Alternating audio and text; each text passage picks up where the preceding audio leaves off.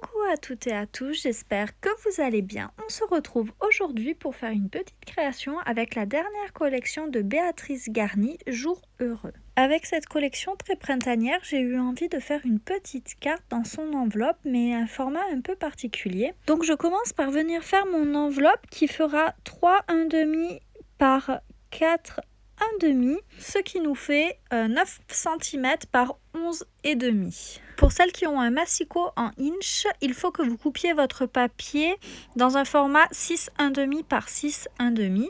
Et donc en centimètres, cela fait 16,5 par 16,5. Donc ensuite, je viens tout simplement tracer les plis pour pouvoir venir former mon enveloppe en suivant le guide de mon outil. J'aime beaucoup cette collection, je la trouve très printanière, c'est quelque chose qui est vraiment très frais pour la saison, j'aime vraiment beaucoup, je trouve ça très très sympa. Donc en fait, ici, la base de ma carte sera formée par l'enveloppe. Je vais en fait détourner l'usage de l'enveloppe pour en faire une partie intégrante de ma carte.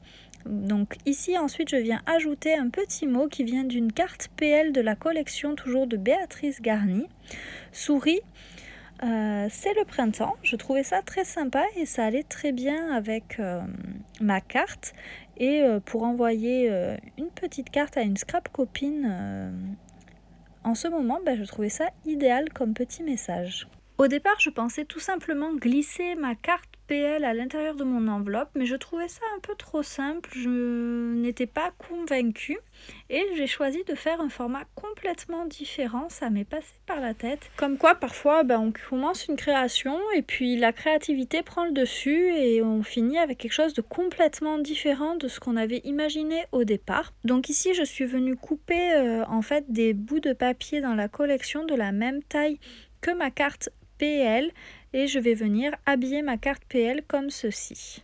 Comme à mon habitude, lorsque je vais coller cet empilement, je vais venir coller uniquement le centre de mes cartes de façon à pouvoir ajouter des petites décos par la suite si j'en ai envie et ne pas être gênée par la colle. Et lorsque j'aurai fini ma déco, je viendrai rajouter de la colle pour venir bien tout consolider à la fin. Je sais pas vous, mais moi j'aime de plus en plus les collections Béatrice Garny. Je commence à être tout simplement une Béatrice Garny addict. Toutes ces collections me plaisent, à chaque fois c'est vraiment un plaisir de les scraper.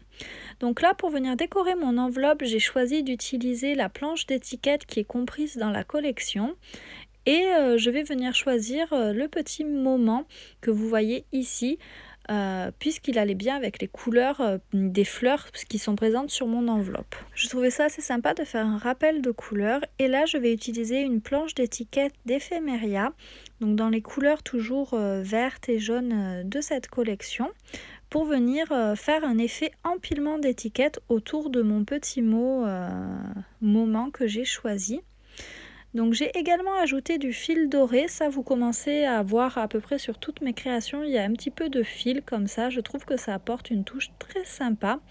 Bref, c'est vraiment quelque chose que j'aime beaucoup ajouter à mes créations et je viens coller l'ensemble à ce niveau-là de mon enveloppe. Je trouve que ça habille bien l'enveloppe, le papier est quand même assez chargé donc je ne vais pas venir ajouter de grosses décos. Par contre, je vais venir poser plein de petits détails qui vont venir finir d'habiller mon enveloppe. Les papiers étant recto verso, je vais venir coller un papier blanc au dos de la dernière carte de façon à pouvoir écrire un petit mot.